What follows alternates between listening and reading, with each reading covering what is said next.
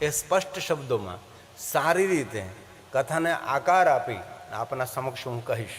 પણ એટલું તો જરૂર કહી શકું છું, કોઈ પણ જાતિના, કોઈ પણ જ્ઞાતિના, કોઈ પણ વર્ણના, કોઈ પણ દેશના, કોઈ પણ વેશના જે મનુષ્ય ભગવાન મહાદેવનો ભક્ત છે તેના માટે એટલું તો ભગવાન મહર્ષિ વેદવ્યાસજીએ કહ્યું છે કે એને શિવ ભક્તિ પ્રાપ્ત થાય છે જેને અનંત જન્મો સુધી, જેને ઘોર તપસ્યા કરી છે અને અઘોર તપસ્યાનું ફલ જ તેમના જીવના મહાદેવની ભક્તિ છે.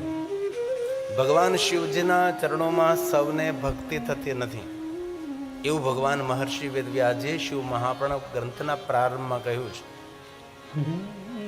કોઈને કોઈ જગ્યાએ આપણે શ્રદ્ધા, કોઈને કોઈ જગ્યાએ આપણો વિશ્વાસ, પણ સંપૂર્ણ અતૂટ જેને ભગવાન મહાદેવમાં શ્રદ્ધા છે, અતૂટ વિશ્વાસ જેને ભગવાન શિવજીમાં રહેલો છે, તેના માટે ભગવાન વેદવ્યાસજી એક વચન આપ્યું છે કે અનંત જન્મોમાં જેને અઘોર તપસ્યા કરે છે એને જ ભગવાન શંકરજીની ભક્તિ મળે છે. સૌને ભગવાન મહાદેવની ભક્તિ મળતી નથી. આવું શિવ મહાપ્રણવ ગ્રંથમાં કહ્યું છે. ના શ્લોક ભગવાન મહર્ષિ વેદવ્યાસ રચિત છે. એક એક શ્લોક મહાદેવની પૂજા છે, એક એક શ્લોક શંકર ભગવાનનું આરાધન છે.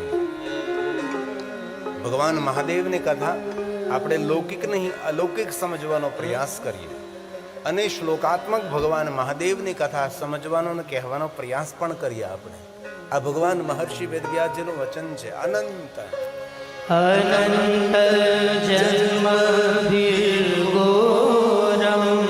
अनंत जन्मों ने जिन्होंने घोर तपस्या की है उन व्यक्ति को भगवान शिव जी के चरणों में भक्ति प्रज्वलित रहते हैं. सबको भगवान महादेव की भक्ति कभी नहीं मिलती. शिव महाप्रणव ग्रंथ में तो बहुत बार भगवान महर्षि वेदव्यास जी ने कहा है सबको कभी भगवान शिव जी के चरणों में कभी भक्ति नहीं रहती. बहुत कम लोग दुनिया में है जिनको भगवान महादेव की भक्ति मिलती है, और जिनको भगवान महादेव की भक्ति मिलती है वो मुक्त आत्मा है. भगवान विष्णु ने भी शिव महाप्रणव अंतर्गत सभी देवताओं को कहा है कोई भी मनुष्य भगवान महादेव की भक्ति कर रहा है तो समझ लेना चाहिए वो साक्षात मुक्त आत्मा है, वो स्वतंत्र आत्मा है. अपनी स्वतंत्रता पूर्वक धरती पर उसका अवतरण हुआ है. इस जीवात्मा को कभी सामान्य जीवात्मा मत मानिए.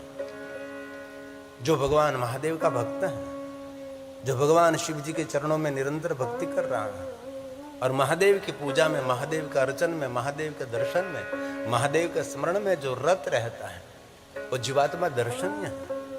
वो साक्षात भगवान शिव जी का अंश है.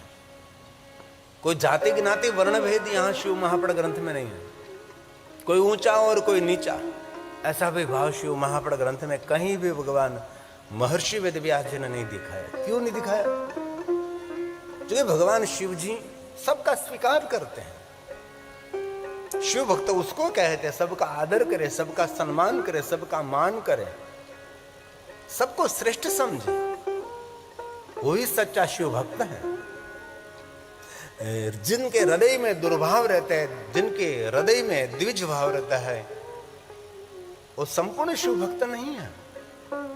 हम सभी शिव जी को जानते हैं, थोड़ा अंश स्वरूप तो हम जानते ही हैं कि भगवान शिव जी के साथ देवता भी है, दूत भी है, भूत भी है, मूषक भी है, मयूर भी है, सर्व भी है, सिंह भी है, नंदी महाराज भी है.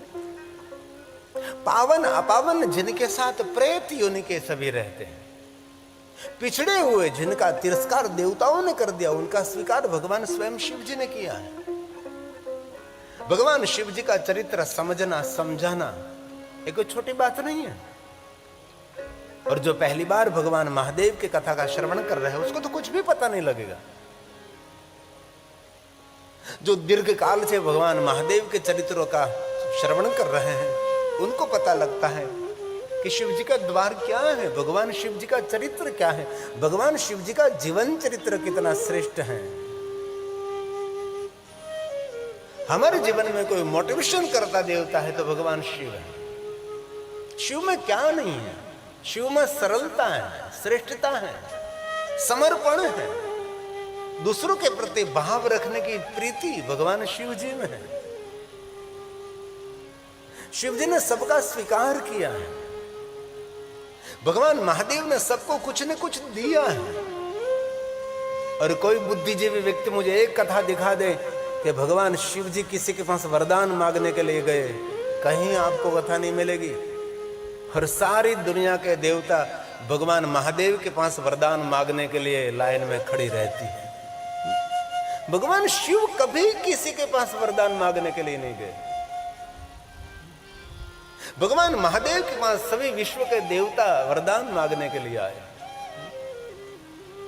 और शिव जी ने कभी कोई देवताओं के पास से कुछ मांगा नहीं। शिव जी ने सब कुछ दिया है। और जिनको दिया उसके घर में दिया जल रहा है। उसके जीवन में, उसके घर में, उसके परिवार में कभी अंधकार नहीं होता। ये प्रकाश देने वाला शिव है। क्योंकि मैं शिव जी को ज्योति कहते हैं। महाशिवरात्रि का अर्थ क्या है? महाशिवरात्रि का अर्थ है अंधकार से प्रकाश की ओर हमारी गति। महाशिवरात्रि का अर्थ है कि आकार में से निराकार की ओर हमारी गति हो, हमारा मन वहां समर्पित हो। हमारी सनातनी परंपरा, हमारी हिंदू परंपरा ये निराकार की उपासक है। और निराकार की उपासना का प्रारंभ ये महाशिवरात्रि है। इसलिए कभी महाशिवरात्रि को सामान्य नहीं समझना चाहिए। महाशिवरात्रि देवताओं का पर्व है, ऋषि मुनियों का प्रिय पर्व है, ज्ञानियों का पर्व है, विद्वानों का पर्व है। जिनके जीवन में विद्वत्ता है, जिनके जीवन में ज्ञान है, जिनके जीवन में भक्ति है, जिनके जीवन में देवत्व है, वही महाशिवरात्रि के दिन भगवान महादेव की उपासना साधना कर सकता है। सब लोग भगवान महादेव की उपासना साधना कभी नहीं कर सकते। और आपके परिवार में, आपके घर में कोई एक महादेव का भक्त है तो इतना याद रखे, कोई सामान्य जीवात्मा आपके घर में अवतरित नहीं हुआ है। भगवान शिव ने अंश आपके परिवार में भेजा है। ये महादेव की भक्ति की एक श्रेष्ठ महिमा है। ये तो सिर्फ मैं पूरक कहता हूं। अब तो शिव महापड़ ग्रंथ में तो डुबके लगाना बाकी है। अब तो शिव महापड़ ग्रंथ के द्वार खोलना भी बाकी है। मैं तो उपसहार कहता हूं, थोड़ा थोड़ा मैं एक बैकग्राउंड बना रहा हूं कथा का। इसलिए बहुत हृदय से आप सभी का मैं बहुत आदर करता हूं, क्योंकि आप सभी भगवान महादेव की कथा में पहले दिन उपस्थित हैं। और पहले दिन इतनी बड़ी संख्या में भाइयों बहनों कथा में उपस्थित रहना वो भी हमारा एक पुण्य है, क्योंकि पहले दिन बहुत लोग उपस्थित नहीं रहते। इसलिए आप सबका मैं बहुत हृदय से आदर करता हूं, बहुत हृदय से धन्यवाद करता हूं। आप भगवान महादेव की कथा सुनकर कुछ तो जीवन में परिवर्तन करेंगे, तो जीवन में कोई नया आवर्तन होगा, तो हमारा वर्तन मंगलमय बनेगा ना। ऐसे तो नहीं बनता। कथा सुनने से पुण्य तो जरूर मिलता है, इसमें कोई संशय नहीं है। लेकिन सुख तो तब मिलेगा, शांति तो तब मिलेगी कथा सुनकर जीवन में कुछ परिवर्तन करें। जो परिवर्तन नहीं होगा तो पुण्य मिला, लेकिन आपके जीवन में कोई शांति, कोई सुख नहीं मिला। कथा आध्यात्मिक एक परिवर्तन है। कथा सुनकर हमारी वाणी में, मेरे व्यवहार में, हमारे विचारों में थोड़ी स्वतंत्रता सही, लेकिन विवेक सभर हमारी स्वतंत्रता होनी चाहिए। ये भगवान महादेव की अद्भुत महिमा है। इसलिए जो महादेव के भक्त हैं उनके लिए भगवान महर्षि वेदव्यास जी ने ये बात कही, अनंत जन्मों का ये पुण्य है। अनंत जन्म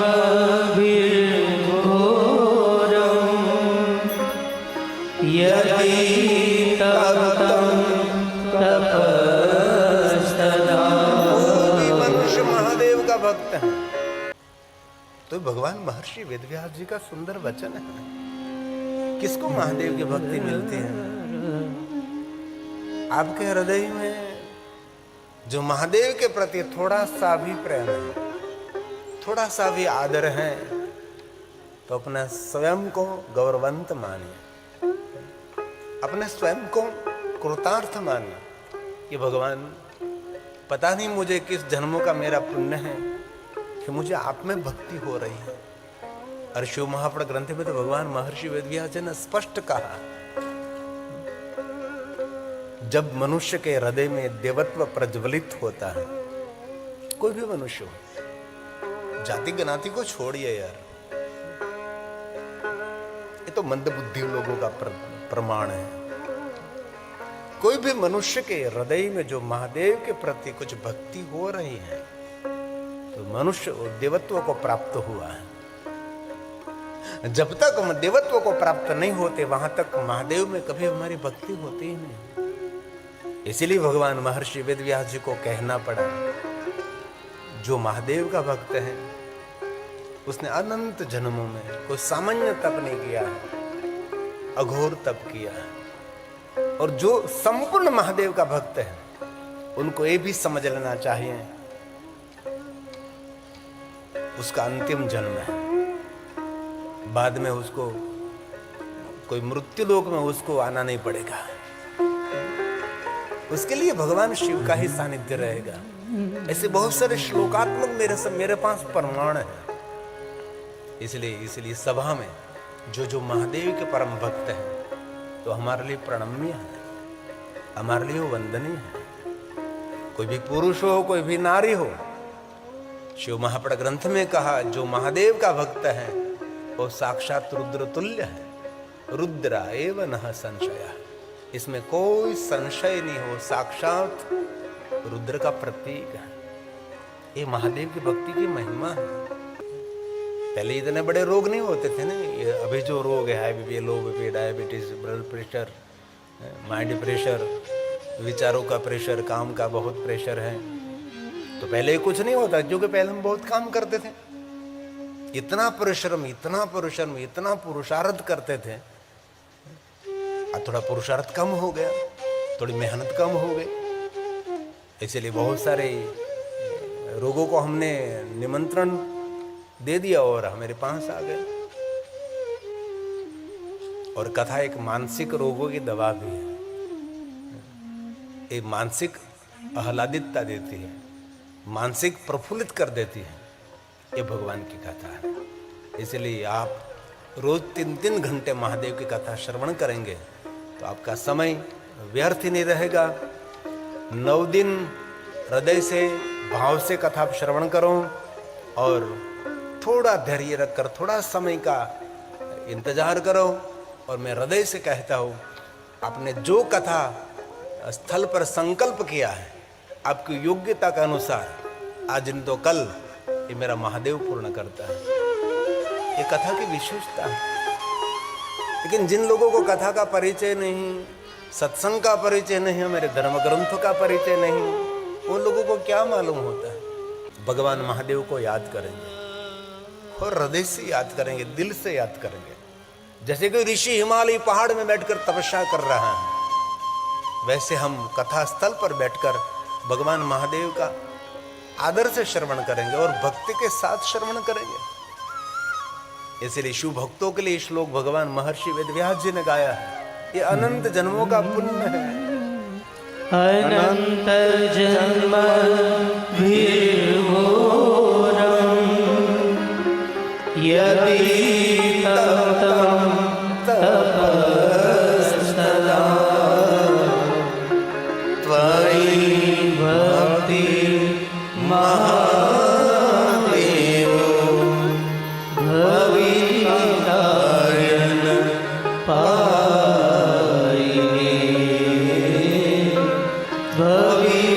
भवितायन पायिने।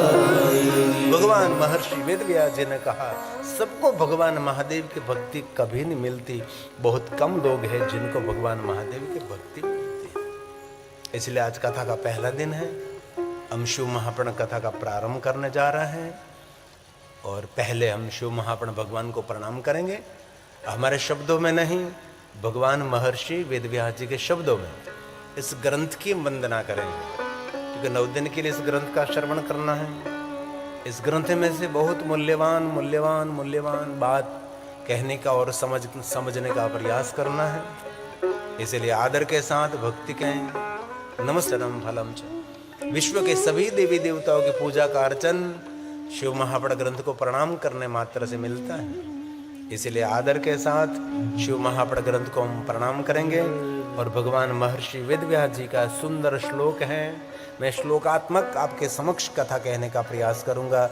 भले हम संस्कृत नहीं समझ रहे हैं, लेकिन एक एक श्लोक महादेव की पूजा है। इस लोक और परलोक को पावन करते हैं। यीशु महापड़ ग्रंथ के सभी श्लोक, लेकिन हमारा दुर्भाग्य गैर हिंदुओं को अपने धर्म ग्रंथों की भाषा सिखाई जाती है, लेकिन हमारे हिंदू परंपरा, हमारे सनातन परंपरा में धर्म ग्रंथों की जो देवताओं की वाणी है, ये भाषा हमारे बच्चों को हम नहीं सिखाते। गैर हिंदुओं को फर्ज पाड़ते हैं कि ये तो भाषा सीखनी पड़ेगी। कोई भी स्कूल में पढ़ते हो, कहीं भी पढ़ते हो आप, लेकिन आपको ये ग्रंथ की भाषा सीखनी पड़ेगी, क्योंकि हमारा में कोई धर्म अनुशासन नहीं है, इसलिए हम लोग ये भाषा नहीं समझते। आज नहीं तो कल फिर से ये चक्र चलने वाला है, युग आने वाला है। धीरे धीरे संस्कृत के प्रति सबका आदर होने वाला ही है। इसलिए श्लोक शिव महापड़ ग्रंथ का है, प्रारंभ का है, शिव महापड़ ग्रंथ की वंदना है। वंदे शिव पुराणं सर्वदा प्रसन्नभिः शिव प्रसन्नता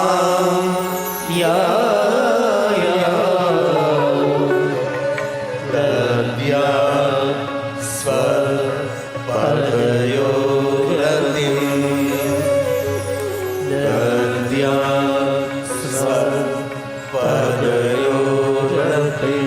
हे महादेव, मेरी प्रसन्न बुद्धि से प्रसन्नता पूर्वक, हे महादेव, आपके चरणों में प्रेम समर्पित करते हुए आपका वांगमय स्वरूप शिव महापड़ भगवान को मैं प्रणाम करता हूं। ऐसा सुंदर भाव प्रकट किया। प्रसन्नता पूर्वक, प्रसन्न बुद्धि से, प्रसन्न चित्त से शिव महापड़ भगवान की मैं वंदना करता हूं। ये सुंदर भाव प्रकट किया। धन्य शिव महापड़ से कथा परम पावनी, यस्य श्रवण मात्र न पापीयानपि, सब मुक्ति का अधिकार है। मुक्ति का अर्थ है स्वतंत्रता। मुक्ति का अर्थ है परतंत्रता, पराधीनता नहीं, संपूर्ण स्वतंत्रता। और मुक्ति का अर्थ एक दृष्टि से नहीं देखना है कि मृत्यु होने के बाद कोई गति हो रही है, लेकिन ज्यादातर तो लोग मुक्ति शब्द सुनते ही बस ऐसा ही मान लेते हैं, मुक्ति मतलब मृत्यु होने के बाद कुछ गति हो रही है। मुक्ति शब्द का अर्थ शिव महापड़ अंतर्गत जो किया गया वो है विचारों में से मुक्ति, और कर्जे में से मुक्ति, रोग में से मुक्ति, आदि व्याधि उपाधियों में से मुक्ति, बंधनों में से मुक्ति, स्वतंत्र छुटकारा। ये मुक्ति का अर्थ किया है। मुक्ति का अर्थ इतना सीमित नहीं लेना चाहिए कि मुक्ति मतलब मृत्यु होने के बाद कुछ गति हो रही, ये कोई मुक्ति की बात नहीं है। कई लोग बंधन में पड़े हैं, सभी बंधनों में से छुटकारा, उसको मुक्ति कहे। लेकिन इतनी संकुचित एक छोटी सी बात पकड़कर मुक्ति मतलब मरने के बाद, नहीं, ऐसी कोई बात शिव महापड़ ग्रंथ में नहीं है। शिव महापड़ ग्रंथ की विशेषता है, मुक्ति का अर्थ है स्वतंत्रता। कोई लोग कर्जे में पड़ा है तो मुक्त हो जाता है, कोई लोग बीमारी में है, कोई आधि व्याधि उपाधि से पीड़ित है, सभी बंधनों में से छुटकारा, उसको मुक्ति कहा है। ऐसा नहीं कहा कि पुण्यवान के लिए, नहीं, सबके लिए। पापिया न पी, कोई पुण्यवान हो, कोई भी। पाप शब्द का अर्थ क्या है? पाप शब्द का अर्थ है नकारात्मक विचारधारा, नकारात्मक वृत्ति, नकारात्मक प्रवृत्ति, उसको पाप कहा है। पुण्य क्या कहा है? पुण्य उसको कहा जाता है सकारात्मक हमारी विचारधारा, सकारात्मक हमारे कार्यक्षेत्र, सकारात्मक हमारी सोच, दूसरों का हित और दूसरों का कल्याण और दूसरों का मंगल करने का हमारा भाव, उसको पुण्य कहा गया है। सीधी बात है, जो पढ़े लिखे लोग समझते हैं। पाप का अर्थ यही है, बस दूसरों का अहित करना। स्वयं सुखी होने के लिए प्रयास करते हो और दूसरों को दुख देकर खुद सुखी होने का प्रयास, ये कभी नहीं सुखी हो सकता। कर भला तो होगा भला। दूसरों का हित, दूसरों का सुख, दूसरे को कल्याण का भाव वही सुख दे सकता है। संकुचित विचारधारा वाला व्यक्ति, संकुचित भाव वाला व्यक्ति कभी जीवन में सुख का अधिकारी नहीं है। भगवान शिव की तरह विशालता से जो अपना जीवन बनाता है, कोई संकुचितता नहीं, पट रहित, कपट रहित जिनका जीवन है, दंभ रहित, दिखावा रहित जो मनुष्य है वही सुख का अधिकारी है। भगवान शिव जी के पूरे जीवन चरित्र में देखो, भगवान शिव जी कहीं संकुचित नहीं, कोई भी उनके पास आते सबका स्वीकार करते, सबको वरदान देते हैं। इसीलिए शिव जी को वरदानी कहते हैं, वरदाता कहते हैं। हर एक बात मैं बहुत दिल से कहना चाहता हूं, इस पूरी दुनिया में, पूरे ब्रह्मांड में, 14 ब्रह्मांड ने, अनंत कोटि ब्रह्मांड ने भगवान शिव जी की तुलना कर सके ऐसा विश्व में कोई देव नहीं है जो महादेव की बराबरी कर सके, भगवान शिव के साथ संगत और खड़े रह सके, ऐसा कोई देव दुनिया में नहीं है। शिव ऐसा एक देव है, सर्वगुण संपन्न है। महादेव के चरित्रों में कहीं जगह पर दुर्गुण नहीं है। सभी गुणों का निधि, सभी गुणों का भंडार वो शिव है। लेकिन बहुत लोगों ने महादेव के बारे में बहुत सारी भली बुरी बात कही। आज से 30 साल पहले जब मैं कथा में निकला था तो वो समाज के अंदर बहुत सारा वहम शिव के प्रति था। हमने श्लोकात्मक बातें करते करते, शिव महापुराण ग्रंथ की बातें सुनाते सुनाते बहुत लोगों को सही बात कही कि ये तब गलत फहमी है, गलत बात है। अभी भी मैं बार बार कहता हूँ, जो महाशिवरात्रि आ रही है, महाशिवरात्रि भगवान महादेव के लिंग प्रागट्य का दिन है। इस दिन लिंग पूजा का प्रारंभ हुआ था, इस दिन निराकार पूजा का प्रारंभ हुआ था, वो महाशिवरात्रि है। और महाशिवरात्रि मौन की रात्रि है, महाशिवरात्रि योग की रात्रि है, महाशिवरात्रि शिव जी स्मरण की रात्रि है। महाशिवरात्रि कोई भांग पीने की रात्रि नहीं है। लोग महाशिवरात्रि दिन भांग पीते हैं, मादक द्रव्य का सेवन करते हैं। ये कहीं भी आपको शिव महापुराण ग्रंथ में आपको नहीं मिलेगा ये महाशिवरात्रि के दिन मादक द्रव्य का सेवन करना चाहिए। महाशिवरात्रि के दिन क्या क्या महात्मा ही है। मौन रहे और थोड़ा भजन करने से आनंद फल देने वाली महाशिवरात्रि है। और मैं बहुत हृदय से आभार व्यक्त करता हूँ लखानी परिवार का। इस परिवार ने महाशिवरात्रि निमित्त सूर्यपुत्री तापी के तट पर भगवान महादेव की कथा का आयोजन किया है। भले हम दूर बैठे तापी से थोड़े, लेकिन है तो तापी का तट ने, जो कि सप्त गंगाओं में तापी मैया की विशेष महिमा है। गंगा में स्नान करना पड़ता है, यमुना का पान करना पड़ता है, माता नर्मदा का दर्शन करना पड़ता है, लेकिन सूर्यपुत्री तापी मैया को याद करने मात्र से मनुष्य का सर्व मंगल रहता है। ये तापी, ये सूर्य नारायण। इसलिए हम सब भगवान महादेव को आदर के साथ याद करेंगे। 30 साल पहले जब मैं कथा में निकला था, क्या वातावरण था, क्या दुनिया थी। और मैं गौरव करता हूं, आज मैं 803वीं कथा प्रारंभ कर रहा हूं। एक कथा 9 दिन की होती है, क्रम बढ़ने में बहुत समय लग जाता है, तब एक कथा का क्रम बनता है। तो आइए एक सुंदर भजन सुना दूं आपको महाशिवरात्रि का। ये महाशिवरात्रि की क्या महिमा है।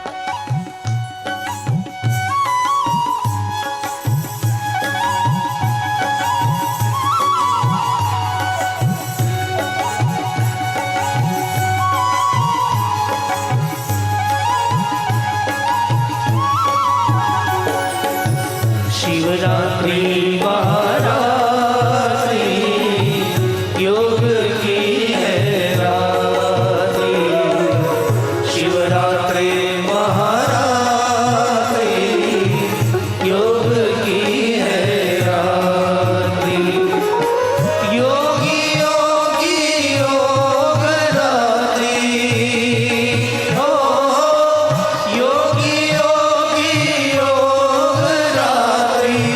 मुनियों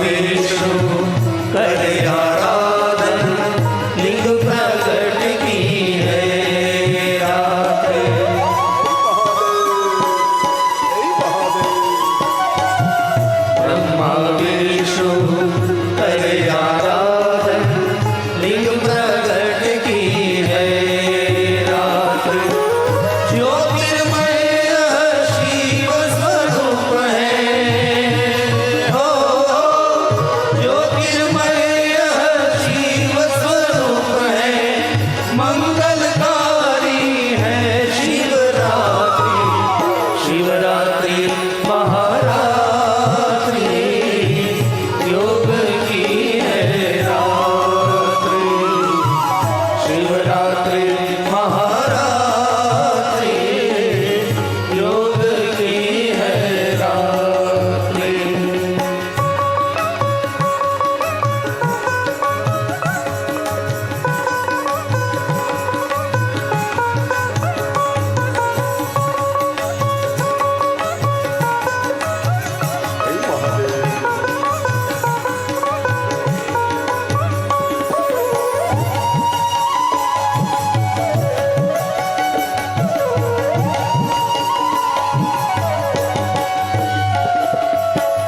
अश्वमेध का पुण्य है रात्रि, दीपमाला की है रात्रि,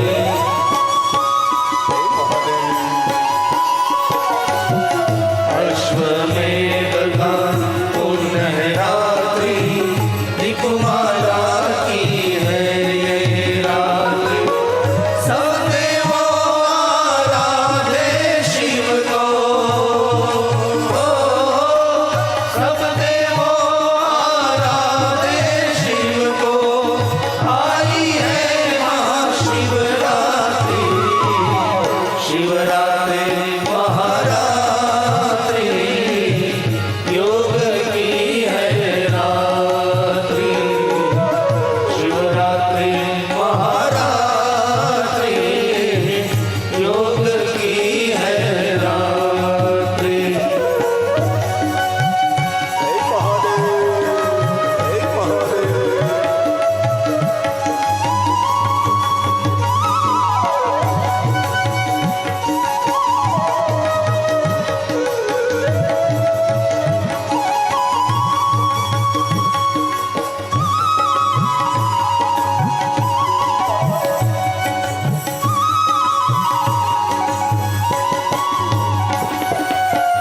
कोई फूल लाया, कोई जलपाती, पंचामृत और जड़ी बूटी,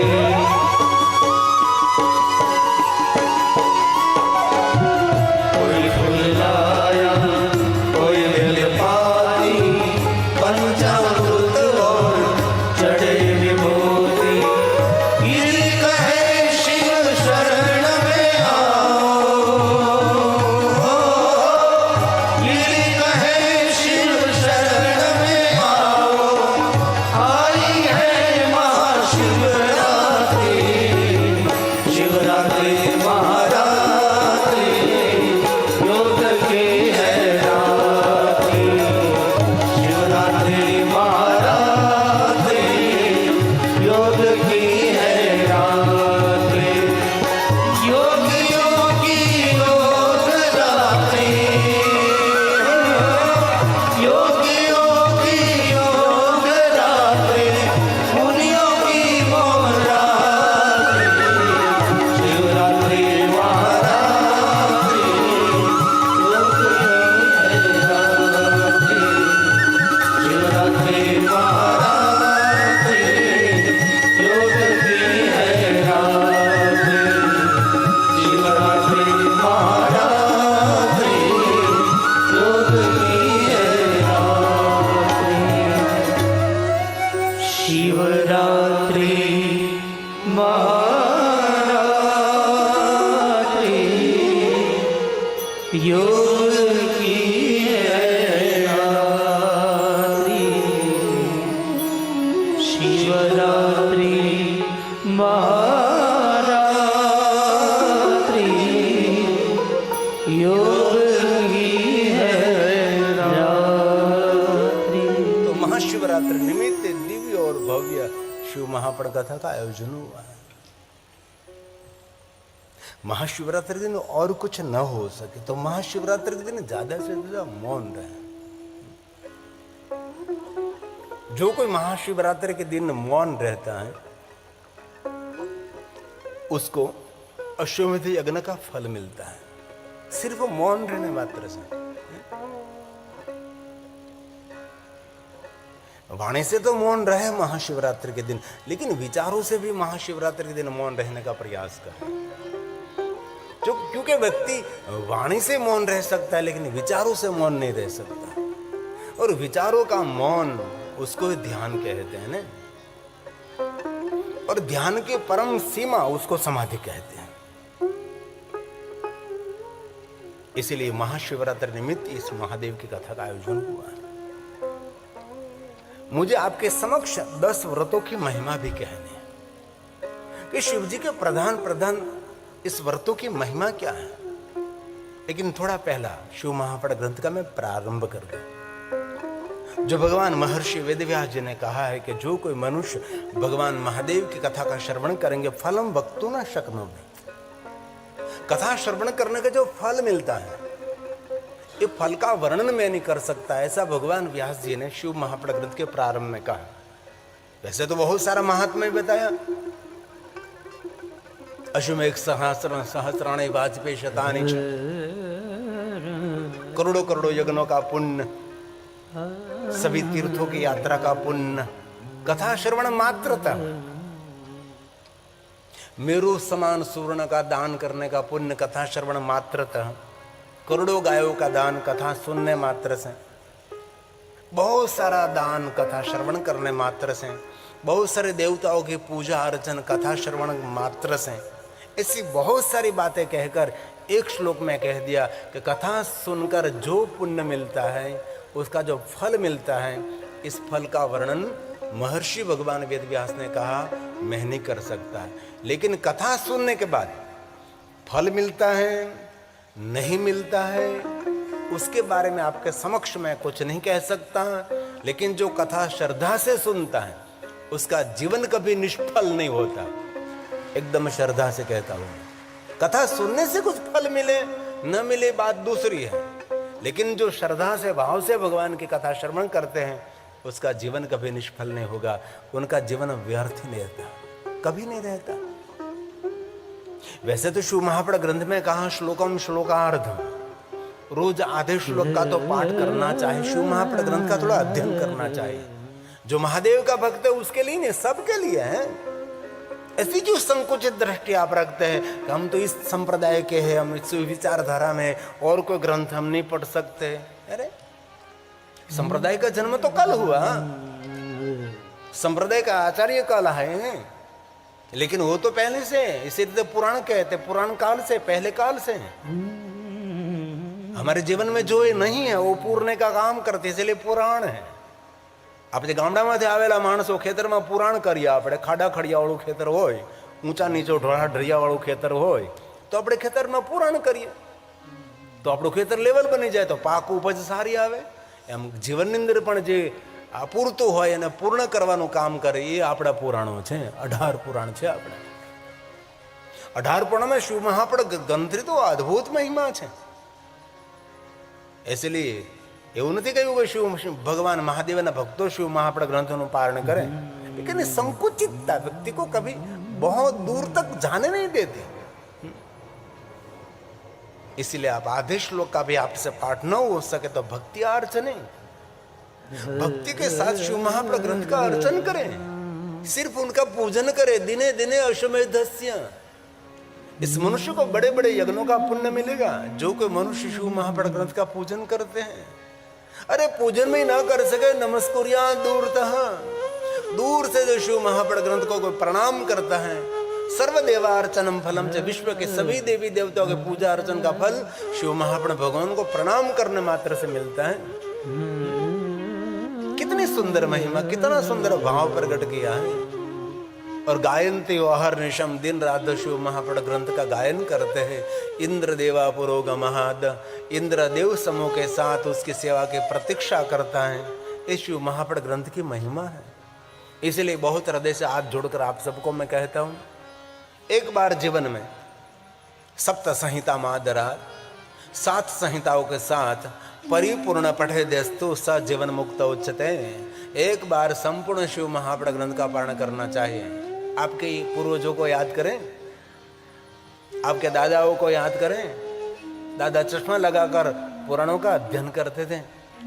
जब निवृत्ति ले ली खेत में जाना बंद हो गया, कामकाज थोड़ा सबने संभाल लिया, तो थोड़ी सी निवृत्ति, ग्रंथों का पारण करते थे, ग्रंथों का पाठ करते थे, श्रेष्ठ पुस्तकों का वांचन करना वही हमारा श्रेष्ठ जीवन का मार्गदर्शक है।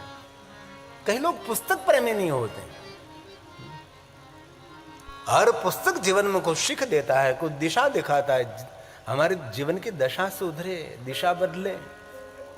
इसलिए हमारे पुराणों का पाठ करना चाहिए, पुराणों का वांचन करना चाहिए।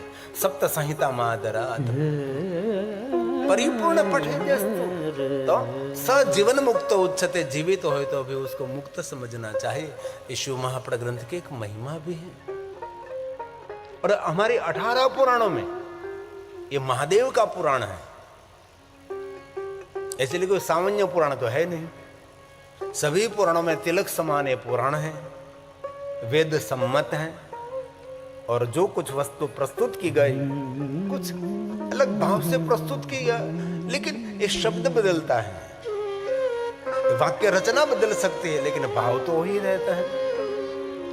इसलिए जो कोई मनुष्य शिव महापुराण ग्रंथ का अध्ययन करता है, वांचन करता है, पाठ करता है, श्रवण करते हैं, उनके लिए कहा उसकी गति नहीं परम गति। परम गति मतलब सुख, चिंता मुक्त जीवन। परम गति मतलब आंख बंद होने के बाद कोई गति हो रही, उसकी बात तो छोड़ दीजिए। किसी की मृत्यु हुई, उसका कोई संदेश नहीं है, हम सभी जानते हैं। इसलिए जो कुछ हम अनुभूति कर रहे हैं, अनुभव कर रहे हैं, एहसास कर रहे हैं, सब कुछ जीवित हैं। इसलिए मरने के बाद मुक्ति की बात छोड़िए एक बाजू, जीवित हम मुक्त हो जाए। बहुत सारे बंधनों में हम लोग पड़े हैं, इस बंधनों में से मुक्त करने वाला महादेव है। इसलिए सभी ग्रंथों में श्रेष्ठ कोई ग्रंथ शिव महापुराण है।